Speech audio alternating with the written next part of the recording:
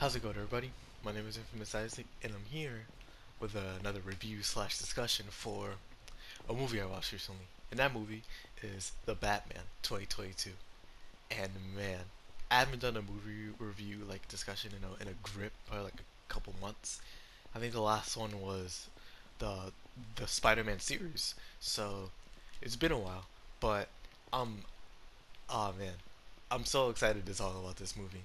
If anything, though, what I just said right there should give away how I feel about it. I'm gonna just say it right now, my score, for anybody who wants to know what I thought about it before I go deep into it. This movie's a 9. This movie is a solid 9 out of 10. I loved it from start to finish. Granted, there are some issues, but these are more nitpicks than they are actual, like, genuine problems.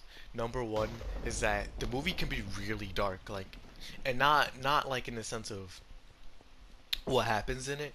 I just mean more like visually it is really dark and sometimes hard to see. In a movie theater, I can see why it would be easier to see because you're in a dark atmosphere, so that is the brightest light source. But for me, I watched this like at 8 a.m. like just woke up a little tired, so it was really hard to see. And because it was so dark, sometimes I was falling asleep. But that's more of my own issue than it is the movie's issue. It is dark, but if you're watching on your phone, you can just turn up the brightness. Or if you're watching in a movie theater, it's dark anyway, so you can see it better. But there's that, and the length can be a little wild. It is almost 3 hours long, like only 4 minutes off of being a 3 hour movie. But the length doesn't betray the plot. The movie being that long is good for a reason. I watched it and I didn't have a single problem with it being that long because the movie was just that good. But yeah, besides that, those are my only nitpicks. The movie is a 9 out of 10. It is great. If you have the time to watch that movie and you like the comics, like if you like Batman, or if you just like detective stories, period, you'll love this movie. It's so dope. Oh man, but yeah. Now let me go into like the full review for it. Let me start again with the bad. The bad, you know, the lighting can be a little wild, and the length. But honestly, like besides that, it has a little bit of a slow start. Like because we're being placed into the world of Gotham, where we're learning everything. We're learning about the corruption. We're learning about Batman. Not much about Bruce, but we are learning more about Batman. And it just takes a little bit. But that's not to its detriment entirely, because that build up makes the later scenes in the movie so much better. It's awesome. And then Robert Pattison, I have a lot to say about his Batman. Granted, I don't have any other example of another Batman. I don't have Christian Bale or the other Batmans, but Robert Pattinson as Bruce Wayne was a little weird to me because from what I know from Batman, and it's not a lot, but it's a decent amount, is that Bruce Wayne was supposed to be the playboy billionaire, right? He's supposed to be kind of like an amicable person, the people's person, right?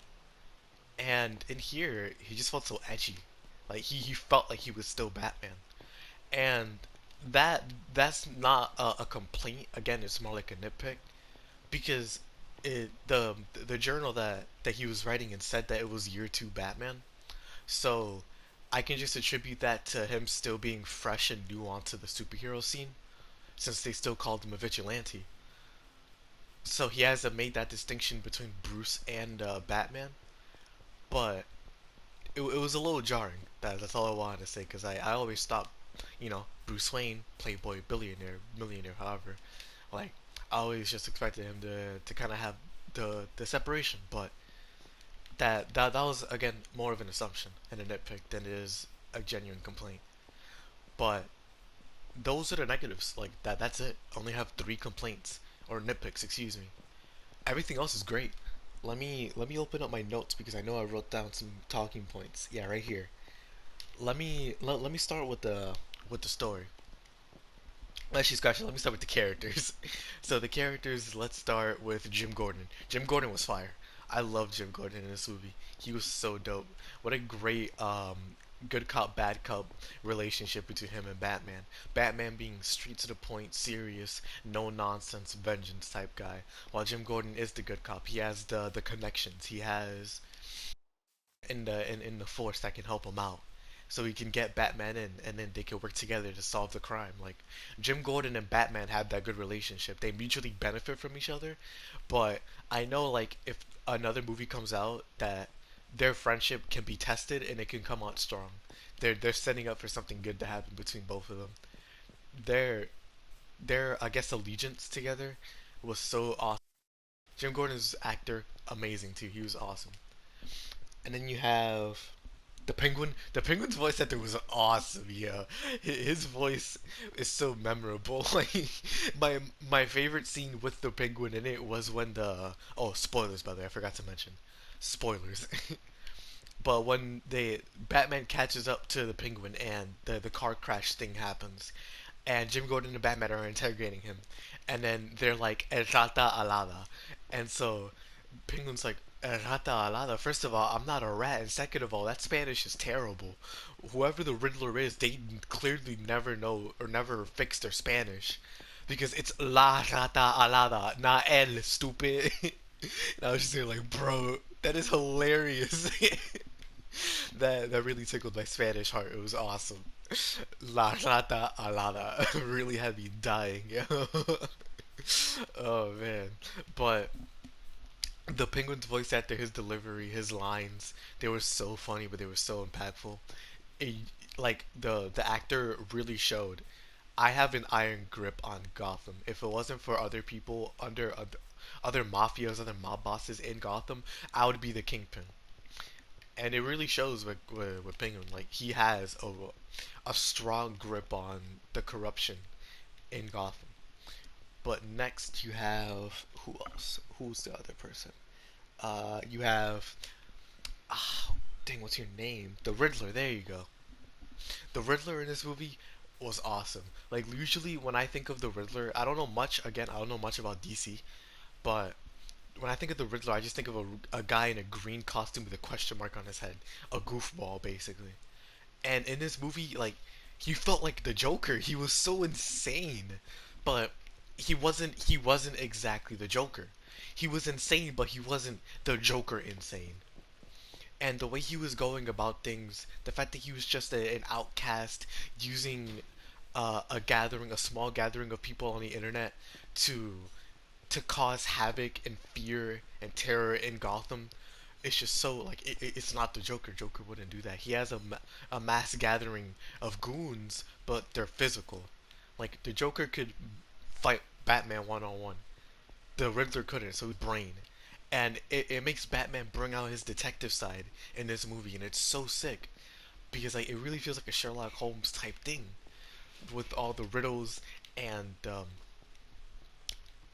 dang, excuse me, all the problems that he has him solve, testing Batman's strength in his mind, but also showing like the Riddler's honestly kind of smarter than Batman because he's proven to outsmart him. Batman was being led along a string that the Riddler was pulling, and both of them were outsmarted by each other, but unintentionally. Batman was being led astray, and the Riddler thought that he was working alongside Batman, where in reality that was really happening. Like, and so it was so cool because the Riddler, he was so dope. We barely saw like his face, but we felt his presence. He was so smart, so imposing, such a threat. Like he felt like the Goblin from Spider-Man, like the Sam Raimi Spider-Man. He was a threat, even though he was just a dude in a green costume. It was amazing. I love the Riddler. But next you have, you know, the the mob bosses, they were cool. They added some life into the movie. If the movie wasn't so long, they probably wouldn't have had as much of an impact as they did now. But since the movie was as long, it was to its benefit. Like small characters, like lower, like even smaller characters than Jim Gordon, like the mayor that was in the beginning, the other mayor who was running against him, the police force. I forgot his name, Falcone. He he got fleshed out a little bit. He had an important role. like the smaller characters got the some time to breathe because of the movie's length, but they weren't that important. None of them were standouts, so like that were like horrendous. None of them were terrible. They were good or just okay because they didn't have enough time to show them. But then you have Selena Kyle, Catwoman, yo Zoe Kravitz, crazy, actually crazy. Her her job as Catwoman was good. It was so great. Like her relationship with Batman was awesome. I loved it. Like she I forgot her name from the Spider-Man thing. Spider-Man and Black Cat. There you go. So it was another cat. But yeah, like their relationship, like Spider, or excuse me, Batman and Catwoman is like Spider-Man and Black Cat. Like it's definitely kind of similar, but it's not the same. Bla- uh, Batman definitely has some more pull over Catwoman, but it's not a completely one-sided relationship because Catwoman does have her sway as well. But Zoe Kravitz, great Catwoman. If she ever shows up again, please have her be Catwoman. Please. Oh my goodness, she was great. But then you have Robert Pattison Batman. And let me say, right, hearing at first like oh, Batman's gonna be played by Robert Pattinson, the guy who played what's it called in Twilight. That's the only reason I knew him. And I came into the movie with some prejudice like is it gonna be good? Is Robert Pattinson gonna be able to pull it off? He pulled it off, no doubt about it. Robert Pattinson was a great Batman, no discussion. Batman by Robert Pattinson, played by Robert Pattinson. I loved it. It was so good. Like again, the only thing is like the Bruce Wayne. If Bruce Wayne gets more character in like some other a sequel, if they ever do make one, then hopefully he can pull light as well. But with his performance as Batman, I have no doubt that he's gonna be good. Cause his Batman was awesome. He definitely did the dark and brooding type. But when he got angry, dog. Like Batman screaming at yo, oh my gosh, I didn't know how much I needed that scene. Like seeing him flex his acting chops like that, genuine anger when he was just being mocked for being led astray. Man, that was awesome. I loved it. Like, oh my goodness. But yeah, Robert Pattinson, probably the best actor in the movie besides like the Penguin and Zoe Kravitz. My goodness. But yeah, next is the story. The story was awesome. The whole detective type movie style, it fit really well with the Gotham like layout. You know, obviously since Batman is a detective, even though he's a superhero, he fought Darkseid. He fights Superman sometimes. He works with like superheroes, inhuman people. He's still a detective, like he's still a vigilante hero slash detective. And this goes back to like those kind of roots. It makes me remember like Batman's still just a normal dude. Sometimes he be fighting normal dudes, sometimes he doesn't. But at the end of the day, Batman's just a guy, like, and that's so fire to me because he's still doing this even though he's just a guy. He doesn't have Spider-Man superpowers, doesn't have Bat or Superman superpowers. He's just Batman, a guy in a costume with technology. It's awesome. I love it so much. But as we go along, we meet more characters. Catwoman being a great addition, the Riddler being a great villain, Penguin being a great side villain, the Falcone being interesting, the all the corruption in Gotham like being shown plain as day. Even the good people were good. They had some corruption as well. Like it's it was so cool because the Riddler at the end of the day he was exposing corruption and I mean corruption isn't good. He went about it horribly, completely horribly, but he did have some interesting motives. Like his similarities between Batman are plain as day. Him being similar to, or well, Batman being similar to Riddler and Catwoman, it's like you can see it. They're all three of them are going for vengeance, but Batman preaches his platitudes about doing it the wrong way. But at the end of the day, Batman could easily be the Riddler, or Batman could have easily done what Catwoman tried to do.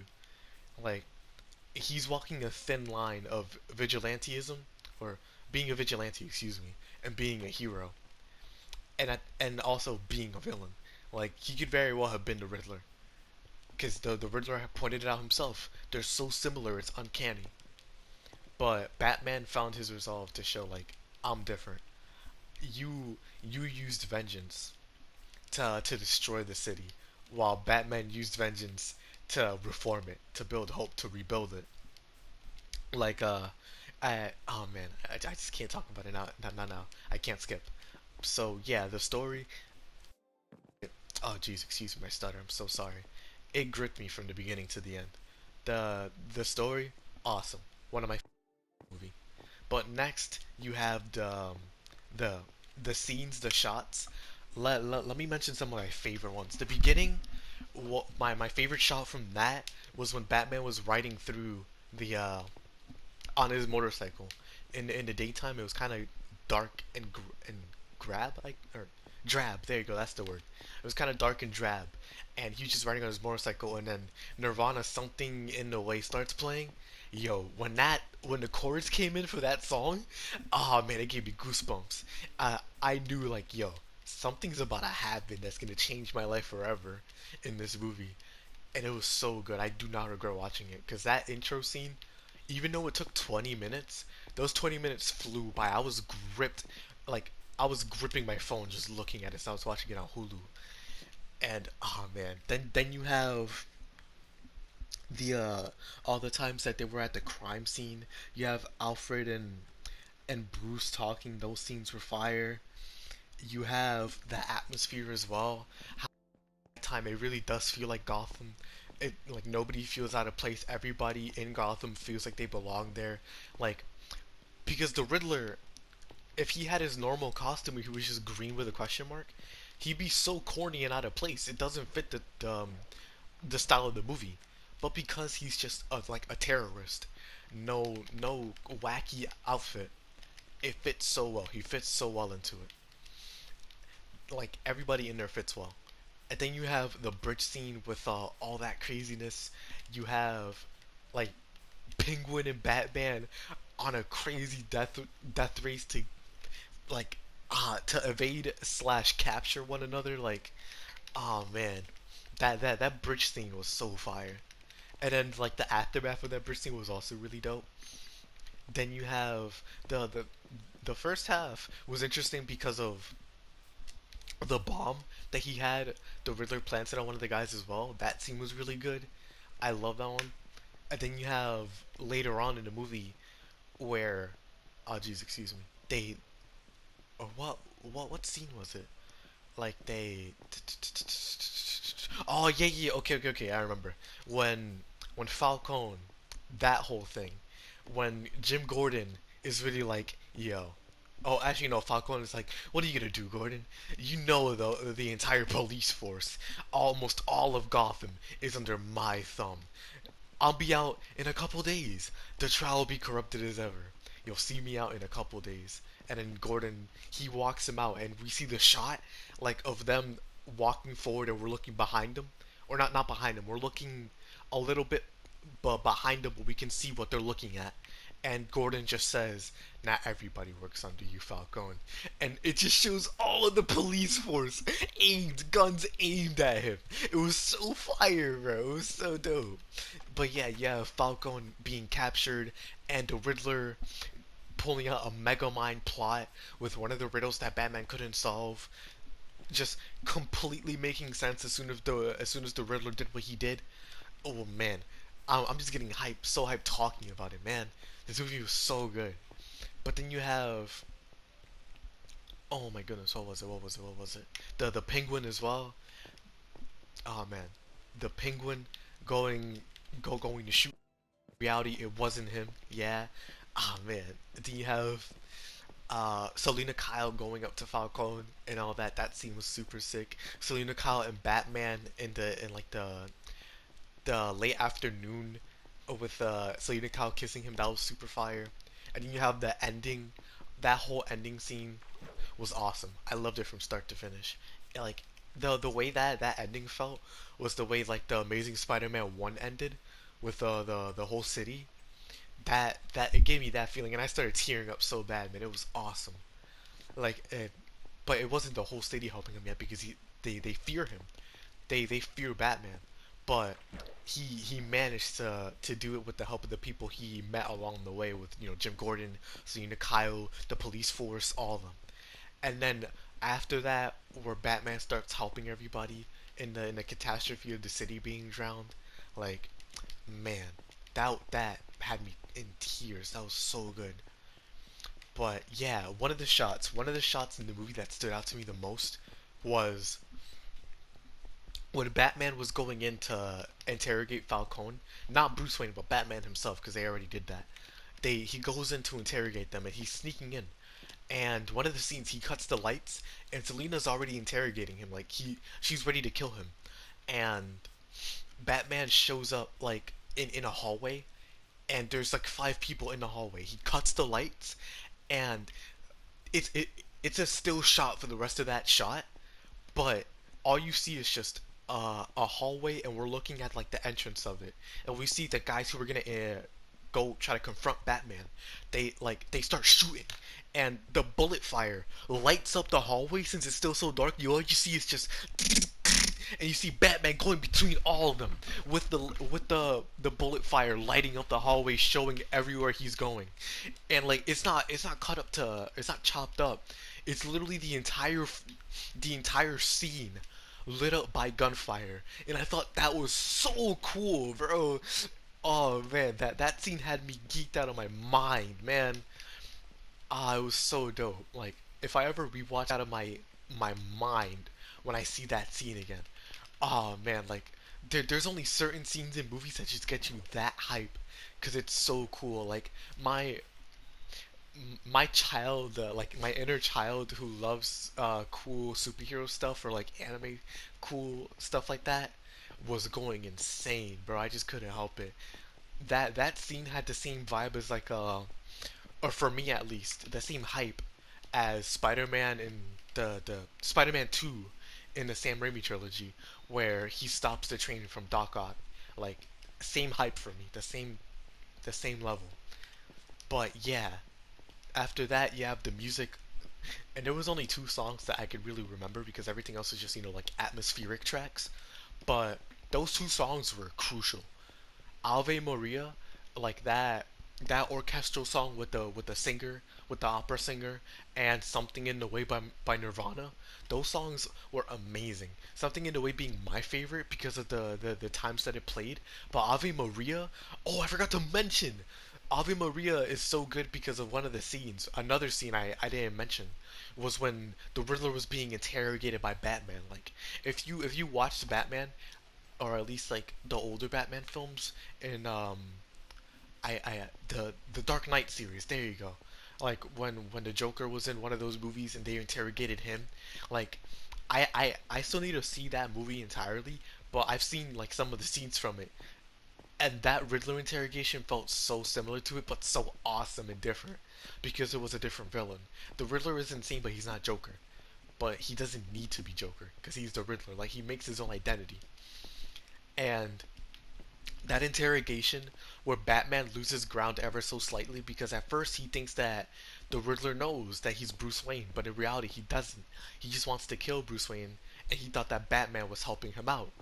And the as the shell collapses and Batman realizes, yo, this guy's just insane. He doesn't know anything. He was close, but he doesn't know. And the Riddler realizes, yo, he actually wasn't helping me. He was trying to stop me the entire time. And he's like, yo, Batman, you're not as smart as I thought you were. That's crazy. You don't know what's about to happen. And then Batman realizes, yo, what are you talking about? And then he loses his cool. Like, oh my gosh, bro. So good. Ave Maria, like, as soon as the Riddler realizes that he's not as smart as he thought he was, or that Batman wasn't as smart as he thought he was, excuse me, he starts singing Ave Maria, but it's so haunting. Because in the beginning of the movie, you have Ave Maria, like, oh, alright, it's just a normal song, a normal orchestral song. Then you have it show up again and again. And then when the Riddler sings it, it's haunting. It's so scary. Like, people could very well die if you don't do this, Batman. And then at the end, when you have Ave Maria, like, it's so dark and depressing.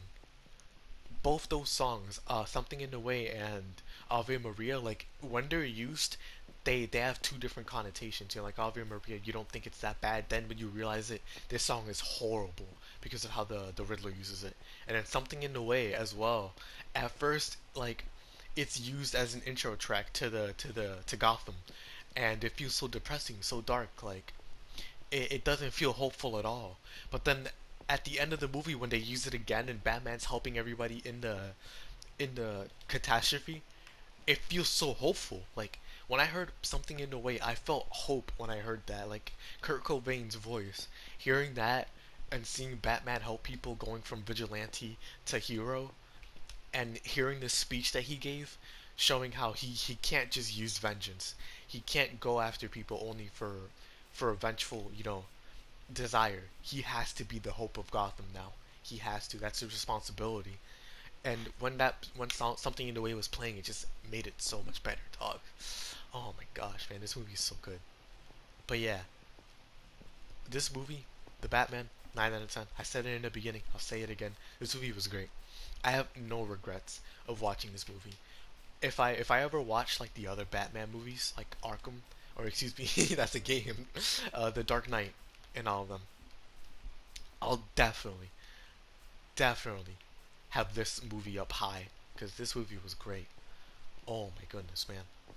Yikes. So good. But yeah, this movie, again, 9 out of 10. I wonder what you guys think about it. But that's gonna be it for me for now, you know? That's gonna be it from me for now. There you go. This has been Infamous Isaac, The Batman 2022, Robert Pattinson. Sequel coming soon. Like, I haven't felt this hype since I watched Dune. Oh man. Yeah. But the Batman sequel, please be good. Please be good. But yeah, I'll check y'all out. Y'all have a great day or good rest of your Friday. Peace.